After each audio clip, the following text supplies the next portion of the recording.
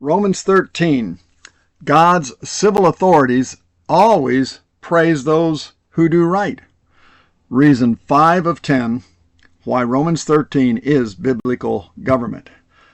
Hello everybody, I'm Jim McCotter. Welcome. God's civil authorities are those who always praise those who do right. The Apostle Paul identified the rulers he's writing about in Romans 13 as authorities rather than powers, and as servants of God who are a terror to the wicked. But Paul is even more explicit in that he also characterizes these same civil leaders as those who always praise those who do right. Romans 13, 3 and 4, quote, "For God's authorities do not strike fear in people who are doing right, but in those who are doing wrong. Would you like to live without fear of authorities?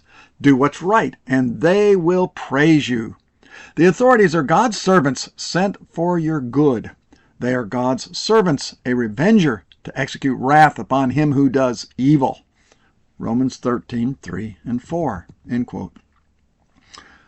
Pastor Samuel Cook, graduate of Harvard College and preacher at Cambridge, Massachusetts, in May 30, 1770, and quoted by John Wingate Thornton, the pulpit of the American Revolution, expressed Apostle Paul's intent in verse 4, saying it this way, quote, "Rulers are appointed for this very end, to be ministers of God for good. The people have a right to expect this from them and to require it, not as an act of grace, but as their unquestionable due. It is the express and implicit condition that they intend continually upon this very thing. This continual solicitude for the common good is what rulers of every degree have taken upon themselves, and in justice to the people, in faithfulness to God, they must either sustain it with fidelity or resign their office." Consistent versus sporadic fulfillment. Paul is not describing what such authorities are supposed to be, but instead what they are. Proverbs 29 verse 2 says, "When the godly are in authority, the people rejoice, but when the wicked are in power, they groan." End quote. With secular government, rejoicing is the exception, not the rule. Habakkuk 1, 4 and 7 say this, "God's law is not enforced, and there is no justice given in the courts. For the wicked far outnumber the righteous, and bribes and trickery prevail. They are terrifying and feared. Their justice and authority originate with themselves." End quote. The best we can hope for from a secular government is that it would do good to the righteous sporadically whenever it happens to enforce a biblical law. Thus, at whatever point a government ceases to do good to the righteous, it ceases to be government described by Paul in Romans 13. On May 28, 1777, Pastor Samuel Webster, and graduate of Harvard, quoted by Franklin P. Cook at the Preached Liberty, wasted no words when he declared, quote, "But depend on it, no government is God's ordinance but that which is for the good of mankind." End quote. Doing good by punishing the wicked. One of the ways biblical government does good to the righteous is by executing the Lord's prescribed civil sanctions on the wicked, which in turn results in a safe, peaceful, and robust society. Proverbs 1, verse 33, quote, "But all who listen to me shall live in peace and safety and be unafraid." End quote. This is more of biblical government via God's law. You see that in Psalms 72, 1, 2, and 6 and 7. Quote, "Endow the king with your justice, O God, the royal son with your righteousness. May he judge your people in righteousness, your afflicted ones with justice. May the king's rule be like rain falling on a mown field, like showers watering the earth. In his days may the righteous flourish and prosperity abound till the moon is no more." End quote. Wes Samuel, in 1730, to 1807 is when he lived, and in the 18th century he was the pastor at Dartmouth in Massachusetts, graduate of Harvard, chaplain in the Continental Army, and a delegate to the Massachusetts Constitutional Convention. He preached a sermon from Titus 3, verse 1, in which he identified God's authorities for our good. And here is part of his sermon.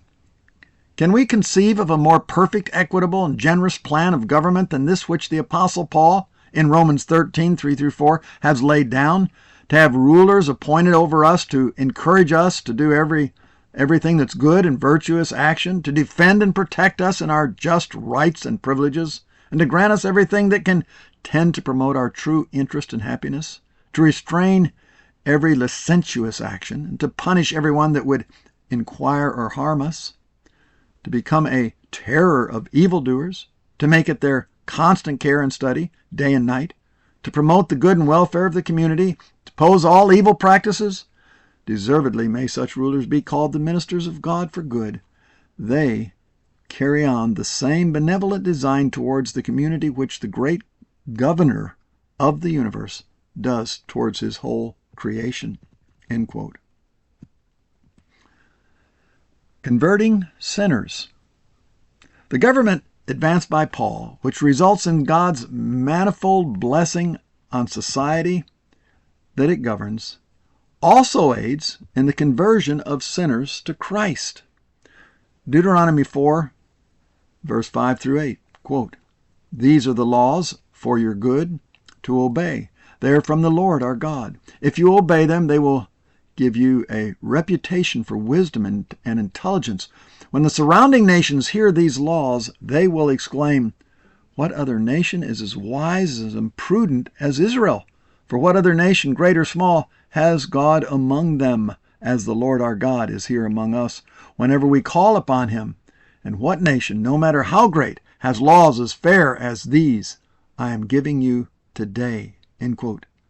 Psalms 19:70. The law of the Lord is perfect, converting the soul. Isaiah 26:9. "Earnestly I seek for God, for only when you come in judgment on the earth to punish it will people turn away from wickedness and do what is right." This will never be said of secular government. The Apostle Peter added validation to what the Apostle Paul also said. As one would expect, the Apostle Peter depicts the same Romans 13 government in 1 Peter 2, 13 and 14. Quote, "For the Lord's sake, obey every law of your government, those of the king as head of the state, and those of the king's officers, for he has sent them to punish those who do evil and to praise those who do right." End quote. Peter proclaims the submission due to this government is for the Lord's sake. Submission to governments that repudiate the Lord Jesus and reject his law cannot, by any stretch of the imagination, be described as for the Lord's sake. Moreover, God's legitimate government authorities are only sent to punish those who do evil and to praise those who do good.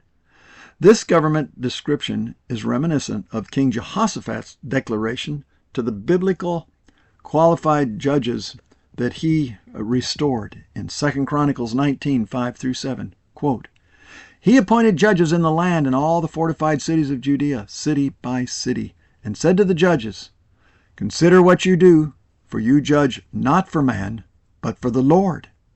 He is with you in giving judgment. Now then, let the fear of the Lord be upon you. Be careful what you do, for there is no injustice with the Lord our God, or partiality, or taking bribes." End quote. Jehoshaphat understood the judges he appointed would judge for the Lord's sake. Thus he warned them of their responsibility to adjudicate God's law, which would result to, quote, "punish those who do evil and praise those who do right." End quote. Neither apostles, Paul nor Peter, advocated secular powers that randomly do good to the righteous, if at all. Instead, they depicted the same authorities as did Jethro in Exodus 18, and King Jehoshaphat in 2 Chronicles 19. They did not advocate secular government, but instead a biblical government presided over by biblically qualified judges who serve on behalf of the Lord, as 1 Peter 2:14 said, to punish those who do evil and to praise those who do right.